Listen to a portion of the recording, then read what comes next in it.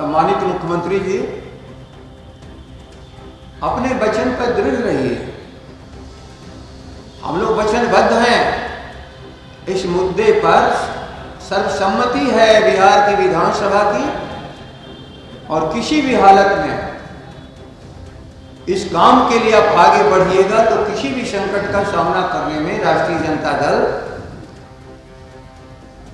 प्रतिपक्ष के नेता तेजस्वी जी के नेतृत्व में आपके साथ खड़ा है पूरा महागठबंधन। बिहार की एनडीए सरकार पर सियासी संकट मंडराने लगा है। आपको बता दें कि जिस तरह से बिहार के एनडीए सरकार में कई मुद्दे को लेकर के नीतीश कुमार और साथ ही साथ बीजेपी की जो कोटे से तमाम जो मंत्री हैं उनमें कई चीज़ों को लेकर के मतभेद है। इसी में बात करें हम जाति जनगणना हो या फिर विशेष राज्य का दर्जा हो, इन दोनों मुद्दों को लेकर के बिहार में सियासी घटनाक्रम तेज रहता है। ऐसे में आपको बता दें कि बीजेपी की तरफ से तमाम जो बातें कही जा रही है कि जाति जनगणना नहीं होगी और बिहार को विशेष राज्य का दर्जा नहीं दिया जाएगा, लेकिन बिहार में जाति जनगणना को लेकर के तमाम जो सर्वदलीय बैठक बुलाने को लेकर के भी अभी मसला अटका हुआ है। ऐसे में राजद की तरफ से आज प्रेस कॉन्फ्रेंस का आयोजन किया गया था, जिसमें कि राजद के प्रदेश अध्यक्ष जगदानंद सिंह बाबू ने साफ तौर पे कहा है कि अगर बीजेपी नहीं मान रही है तो बीजेपी को रास्ता से हटाएं और आप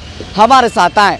मतलब साफ है कि सरकार हमारे साथ आकर के बनाइए। राजद की तरफ से साफ तौर पे नीतीश कुमार को न्योता दिया गया है कि अगर बीजेपी नहीं मानती है कि बिहार में जाति जनगणना होनी चाहिए, विशेष राज्य का दर्जा नहीं दे रही है, तो ऐसे में हम आपके साथ हर कदम पर साथ हैं। जिस तरह से लगातार बिहार में सियासी संकट की बात हो रही है, बिहार में जाति जनगणना को लेकर के कई बातें सामने आ रही है। केंद्र सरकार ने साफ कर दिया है कि हम जाति जनगणना नहीं कराएंगे। ऐसे में केंद्र सरकार ने यह भी कहा है कि बिहार को अपने कोटे से जाति जनगणना करा सकती है, लेकिन इस पर अभी जाति जनगणना को लेकर के नीतीश कुमार ने कहा है कि सर्वदलीय बैठक होगी, लेकिन बीजेपी की तरफ से अभी तक कोई इसको लेकर के बातें सामने नहीं आई है कि सर्वदलीय बैठक में शामिल होंगे कि नहीं होंगे।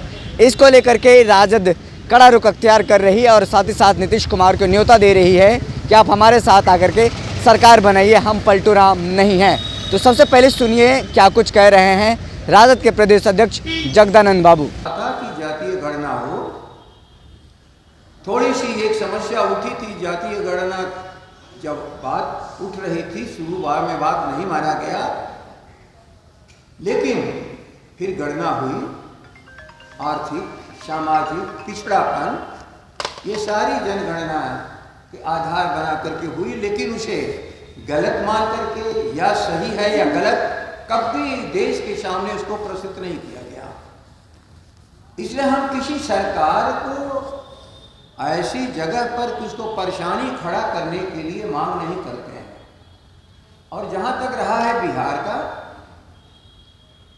राबड़ी जी हो, लालू जी हो, इस गणना की बात होती रही, और अभी वर्तमान मुख्यमंत्री सम्मानित श्री नीतीश कुमार जी दो बार विधानसभा में इस प्रस्ताव को सर्वसम्मति से स्वीकार करके भारत सरकार के सामने प्रस्तुत किया गया।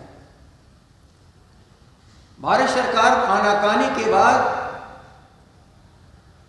श्रीमान नीतीश कुमार जी ने कहा कि तेजस्वी जी के कथनानुसार उनके पत्र के आधार पर सारे विपक्ष को लेकर के मैं दिल्ली आया हूं। भारत की सरकार के सामने कहा जनगणना होनी चाहिए, ये बिहार की इच्छा है, किसी दल विशेष की नहीं, पूरे बिहार की इच्छा है। शायद भारत सरकार ने नहीं माना, लेकिन छूट दी हर राज्यों को कि आप करा लीजिए। अब इस पर आनाकानी हम लोग लगातार देख रहे हैं, इसलिए आप लोग के सामने हम लोग आना पड़ा। कल भी एक सवाल आप लोगों में से कोई कर रहा था, जिसका संक्षेप में मैंने जवाब दिया, लेकिन ये बिहार का, देश का ज्वलंत मुद्दा किसी के दबाने से दबने वाला नहीं है। सम्मानित मुख्यमंत्री जी, अपने वचन पर दृढ़ रहिए।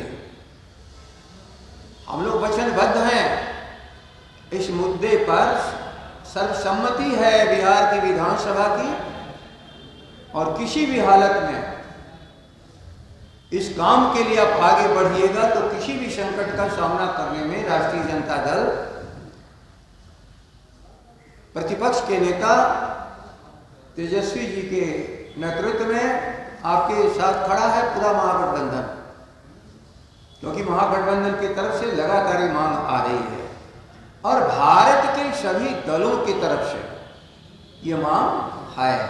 संयोगवश जिन कारणों से जनगणना की भी शुरुआत नहीं हो पाई, इसलिए जनगणना तो पूरे देश के आधार पर होना ही चाहिए। और पे नीतीश कुमार को न्योता दिया जा रहा है और कह रहे हैं कि आप हमारे साथ आकर के सरकार बनिए, कोई भी राजनीतिक संकट आप पर आती है तो हम आपके साथ में खड़े रहेंगे। लेकिन अब देखना होगा कि बीजेपी की तरफ से या जेडीयू की तरफ से क्या कुछ मामला या फिर क्या कुछ बयान सामने आता है। बहरहाल इस खबर में इतना ही, हमें दीजिए इजाज़त, फिर मिलते हैं किसी बड़ी खबर के साथ। तब तक के लिए बहुत बहुत धन्यवाद।